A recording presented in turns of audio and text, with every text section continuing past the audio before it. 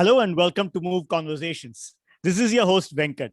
In this episode, we talk to Mr. Siraj Chaudhry. My co-producer Mrigank and I know Siraj for many years now. He's a distinguished alumnus of Indian Institute of Foreign Trade or IIFT. So for us, a fellow IIFTian and former chairman of CARGILL India Pvt Ltd. He led the transformation of a traditional B2B business into FMCG by expanding Cargill's food business in India in edible oils, in flour, corn products, and food ingredients. He is now the MD and CEO of National Collateral Management Services Limited, or NCML. Welcome to MoVeConversations, Siraj. Hi, Venkat. Pleasure to be connected to you again.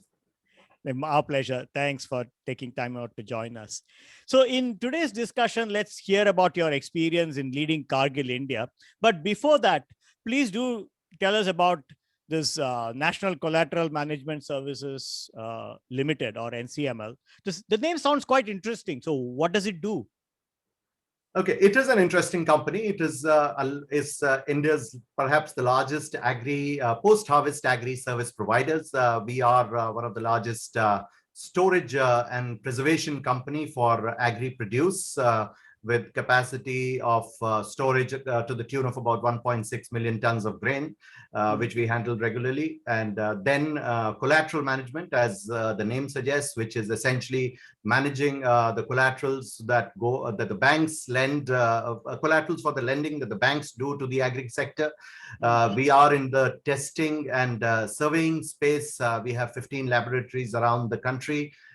We have a weather and agri consulting business where we have what we call the automatic weather stations located across the country, through which we capture weather data, which is used for settling crop insurance claims.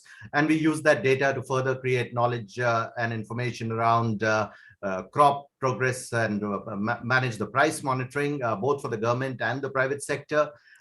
We have a supply chain business where we procure for our customers and store it and finance them for using those produce, largely the mid-sized food processing companies.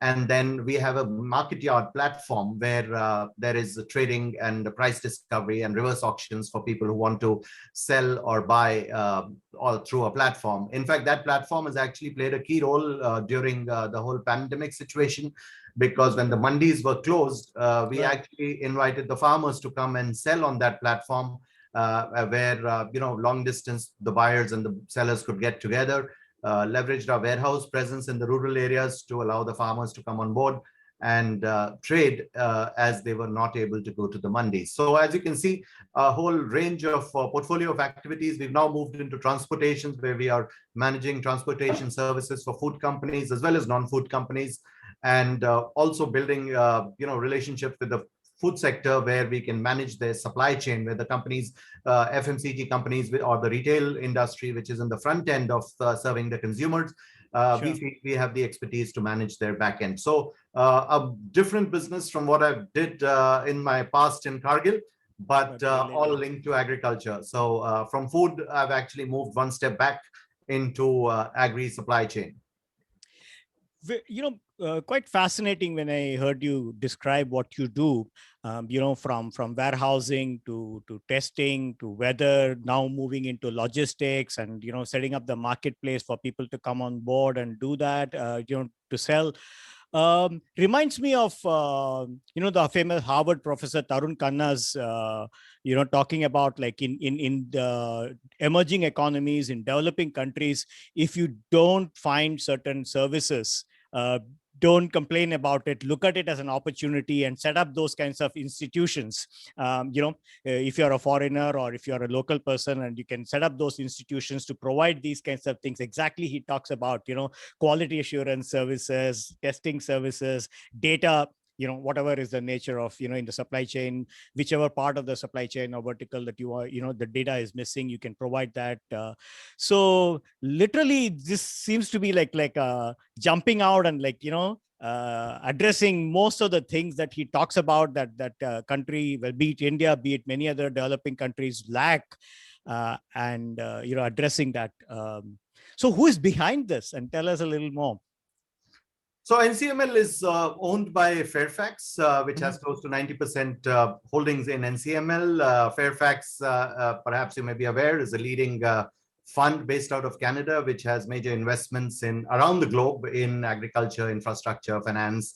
So in India, they have major investments in from Bangalore Airport to IIFL to a few other large initiatives, and they are very focused on India. They want to, leverage the opportunity that India provides, and across sectors. I mean, we are still, significantly evolving as an economy, and some of the developmental sector, I mean, development areas, the infrastructure, the banking, the financing, and the agriculture, of course, and that keeps us or keeps them invested in NCML. We're patient investors, very committed to India. Wonderful, wonderful. So moving on to, again, in a sense that you are still involved with multinationals in one way or the other, and then you have spent significant amount of time in your career leading a multinational like CARGILL. So let's move on to our theme of the day, which is like which is about leading a multinational in India, based on your experiences. So let me begin that discussion with like on that theme. How should MNCs think, organize, and operate differently in India? Interesting question, Venkat. Unfortunately for me, I was part of CARGILL for a very long time. My story typically goes to say that I joined CARGILL when CARGILL was operating out of a house in Vasant Vihar in Delhi, and to see it grow to be the 5, 6. I mean, I've been out of CARGILL for the last 2 years, but it's a much larger organization with significant reach across the country in various areas that you just mentioned. Right. So I would say that one was fortunate to be part of that journey. Be a witness, participant, and contributor to the growth of an organization from its pretty much its inception in India. What I would see is that there has to be a certain amount of but of course, it's the commitment that an organization has to a country. I happened to join CARGILL at a time when India was just sort of opening up as an opportunity area. And CARGILL was very keen. India, if you understand CARGILL, I'll just share it in a few words. When I joined CARGILL way back in 1994, was to a large extent seen as a trading company, managing the supply chain of fulfilling, carrying agri-produce from surplus areas to deficit areas. India was less attractive for CARGILL at that point of time, because India, by and large, has been a country which has been self-sufficient in its agriculture and food requirements. I mean, we produce everything that we need. And the only thing that we produce sort of just enough most of the times. But some of the commodities we exported at that time were really sugar or soybean meal. And what we imported at that time was really only edible oils. And so that was the opportunity that CARGILL saw in India, and that's where I joined them and set up that business. Then I moved to Geneva and came back to CARGILL in India at the time when CARGILL wanted to start investing in India, invest big. I mean, they had small investments even before I went to Geneva, but wanted to have a sort of full play. And edible oils was the space where there was link between, India being a deficit country, CARGILL seeing a trade flow opportunity, but then serving the large companies and businesses in India. So what was required? I think first thing is that for any multinational to be looking at India, and some of my conversation or some of my views may be a little dated, because the world has changed significantly in the last 25 years that I've been sort of that I was with CARGILL. But at that time, India was just sort of opening up. People were tentative on where things would go. Governments were just formulating their policies. We were on a progressive mode as a country. I mean, the liberalization had happened. And while there were multiple governments that were coming and going during that period, I think the commitment to opening up the economy had been set. And irrespective of the government in power, there was a sort of move towards opening up the economy. Multinationals were seeing India as a big market. After China, India was the sort of economy to get into in this part of the world. Of course, there were Brazil and Russia and all those countries which were opening up too at that time. And so the first thing was that in a large corporation such as Cargill, it needed sponsors at the headquarters to look at India as an opportunity area. And those sponsors would look at India or any other country for that matter, based on the kind of people who were working for Cargill at that time here. So I would say that the people who worked for Cargill in those periods, I would use the phrase phase 1995 to 2000, were obviously doing a lot of work to attract the global leadership's attention to India. Keep showing them the opportunities, 1, 2, 3. I mean, in various spaces, and the global leadership had to sort of see where those opportunities were fitting into the larger plans, and if they sort of were convinced that we had the opportunity or the people to leverage that opportunity, to execute that opportunity. So I think one of the things that Cargill did right was that it, for the longest period of time, I don't think Cargill had any expat leadership, barring certain businesses or some individuals. But what I think was important was to have strong leadership on the ground, and strong leadership which understood the ground realities, and a strong leadership that could convince and build trust with the leadership outside India, and to say that, okay, India is the place to be in. Because at that time we were fighting with China for, the company had the options to go anywhere. So in fact, my sort of conversation with the government agencies at that time used to be that, all the states hold various events, attract for, investment opportunities, and showcase their policies and subsidies and incentives that they're providing to new investments. And I used to tell them that, you and I are on the same side, because I have to go and do the same selling of India to my larger corporation. And so the first thing is that how do you position your country or your business to your larger organization, and how does that fit into their larger plan? India had an advantage that we were a growing economy. The world talked about us, and the capital was looking for opportunities. And after China, I think India fitted the bill. So I happened to be at the right place at the right time to get Cargill to invest in India. Right. So you got them to invest. So how did they choose to operate differently from others? And then what were the elements of your India strategy? Yes. So so we were not a B2C company. So we weren't bringing any global brands into India. There've been large multinationals which have brought in their, the names that we all know, whether in the food space, cosmetic space, anything. I mean, cars, everything. We had no such brand except our name to bring into this country. And it is important that we build our brand. For me, that was important as a leadership approach. What we did was to say that, okay, how do we differentiate Cargill? And remember, in the agriculture space that we came in, it was a very unorganized space. Large part of Indian agriculture and food at that point of time was fairly unorganized. There were small players. There were a few big multinational brands. But beyond that, the whole food and agri space was organized around small companies or local traders, and all very dissipated and diluted.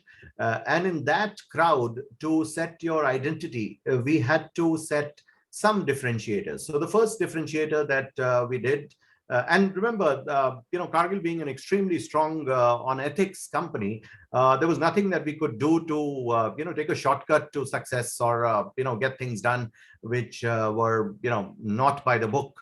So it was tough. It was, we were actually, I would say that we were sort of fighting with our hands tied, or battling with our hands tied, because one, you had to follow the straight and narrow path.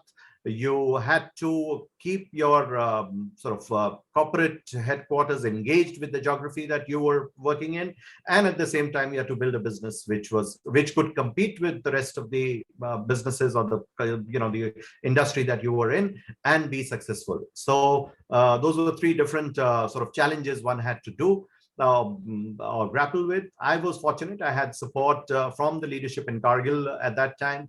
The good thing, as I said earlier, India was on the map for being a country which had opportunities. And thereafter, it was about building a culture here, building the landscape or for this large organization to find its bearing. So what worked for us? Fun was that we had to establish, and we did, an image of being an ethical and clean player. This market has had, or in the past, everything I'm talking about is in the early 2000s. We are much away from that in the world, and the whole landscape of doing business in India has changed. But the important part was to set your brand as saying, okay, these are good people, they stick to their word. In commodity price, businesses, their price volatility, people back out, people don't deliver on their contracts. So we made it a point to be doing that right. We built our plants in India to the best standards in the world. So there was no compromise on saying that, India is slightly, lower quality or whatever. We got the best engineers to build the best plants. We built edible oil refineries in India. And those were plants which were at that point of time, from a CARGILL perspective, the best in class. So there was a clear commitment to India when our plants reflected that commitment, because we were putting our money where our mouth was, and then conducting business in a manner which was extremely clear and ethical. What it did require was a certain amount of patience, because people, when they're trying to build a business quickly, do take shortcuts, and we had decided that we will be patient. Fortunately, we had a strong financial backing, and CARGILL is a financially strong company.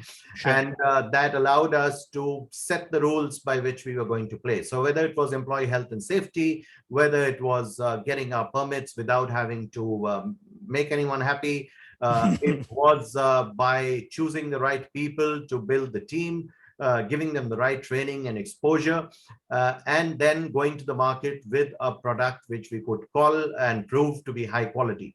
And call it not just product, but services too that went with that product. So I think that was the beginning. Now, was doing all that making money for us? No. Because when you start with high investments, when you start with certain standards which are significantly higher than what prevailed in the market at that point of time, you do become an expensive operator relative to the local margin structure, if I may use the word. Sure. And that did have its challenges. So what we thought at that point of time was that we needed to find those areas where we could differentiate. And that differentiation could come from one, the brand, having brands, because brand does give you the opportunity. I mean, the right brand with the right promise and the right delivery gives you the premium that you want in a way to take care of the higher cost of operating. And of course, it gives you a larger spread, so your economies of scale kick in. And the second was that you had to demonstrate better technology, or the whole application, and better product. This I'm talking more from a B2B perspective. So we had a B2C business and a B2B, where we could go to customers and say that we can offer you better product and services. At the same time, we could go to B2C customers and say that we've got good brands. Now, we could do it not just by building our brands, but we undertook a major sort of brand or market presence expansion by acquisition of brands. And that allowed CARGILL to reach a larger number of consumers sooner. So essentially, using our strong balance sheet to build market access, rather than taking a long organic route to building presence in the market. So, but all this was done by continuously engaging and aligning the leadership outside India.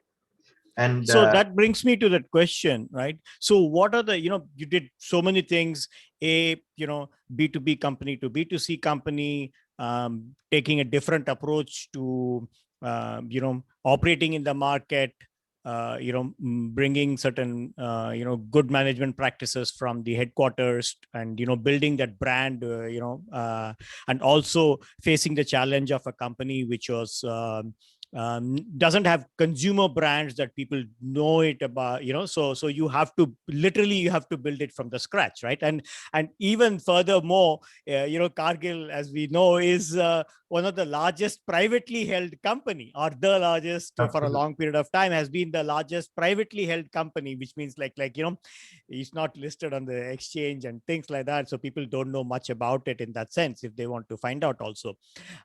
So given that scenario, so what makes it interesting for me to understand from you will be, what kind of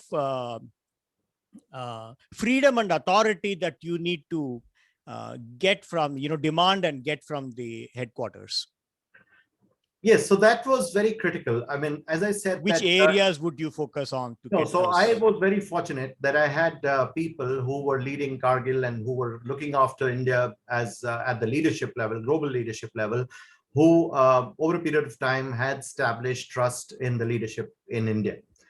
So in the phase between, I would say, 2000 to 2010, which is the period when Cargill had that major expansion in the edible oil and the consumer space, we had leadership in Cargill that was extremely supportive. Now, it was not very easy for them because they were not people who were coming from the consumer space. So we had to be very convincing about our story, deliver the results, deliver the whole market expansion. But that was, I think, one of the single most important reason for our growth, that we had leadership that was extremely committed to India. And and obviously when you are dealing with them, you're delivering. It's all about building trust, right? I mean, they needed to know whose neck was on the block. And if I was willing to put my neck on the block and say that, okay, this is where it is, and but in return, this is required, we were getting supported. So, when it comes to joint ventures and mergers and acquisitions, etc., in India, how should MNCs think about it? Well, I'm prompted, to ask this question because if as you said, for a foreign company like Cargill, the nature of operations itself, in the market was different, from their mindset, the default assumptions about how Indian market operates. So if you're going to go further into joint ventures, mergers, acquisitions, etc., and I'm aware that you did some of them, so how should they think and execute these things? So yeah, we had challenges. I mean, my initial thoughts were that large companies, multinationals, had a problem getting into joint ventures here because they were typically acquiring family-owned Indian businesses, and those had very different operating cultures. And I personally had the experience of doing a joint venture or being part of a joint venture which Cargill did with a very large edible oil company in the west of the country, a family-owned company, very well-run company. But, the important part here is that all these family-run businesses come with certain values. I mean, we had a system where, this joint venture partner in their office, it required you to take off your shoes before you entered the office. And so all of us actually imbibed that. So all, whether they were people coming from the West or wherever, we would start taking off our shoes. And when we visited our joint venture partner, gradually, but what I saw, and which was a lesson that, very often we make the mistake, I felt that Cargill probably did that not so well in the beginning, but got to know it very well by the time we sort of got on, is that when you acquire a local company, you're acquiring them for the way they have done business, the value that they have created, and that is what you're paying for. And then if you acquire that company and then try and make them like yourself, you're actually somewhere losing the value that you were paying for. And some elements, yeah.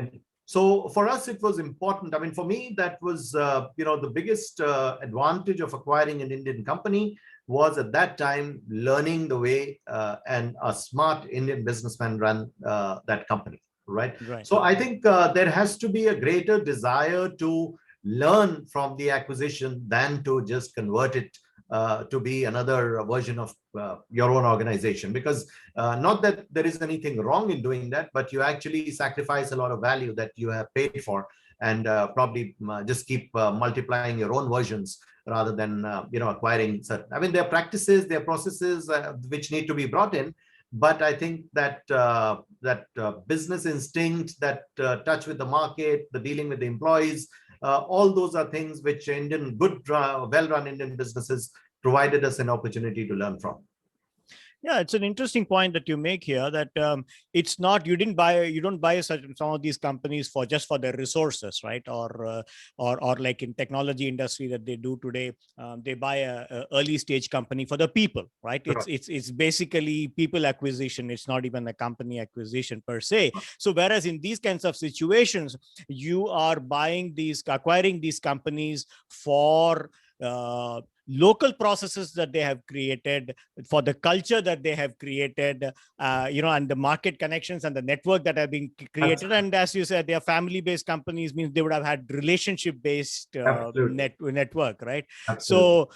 So if you don't, keep that, and you treat it only as for the resources and for the most for the people. Ultimately, you transition them, but the pace at which you do it, I mean, it is not to say that, okay, we've got your market, we've got your people, and then we don't need you, is not the way I would look at it. I mean, you do change it, but it's over a period of time when you're learning from it as well as, improving it gradually. Thank you for joining us in yet another episode of MoVeConversations. Hope you enjoyed this episode. Please subscribe to the MoVeConversations YouTube channel and press the bell icon to get notifications of new episodes. Thank you very much. Till I see you in the next episode. Thank you very much. Have a great day.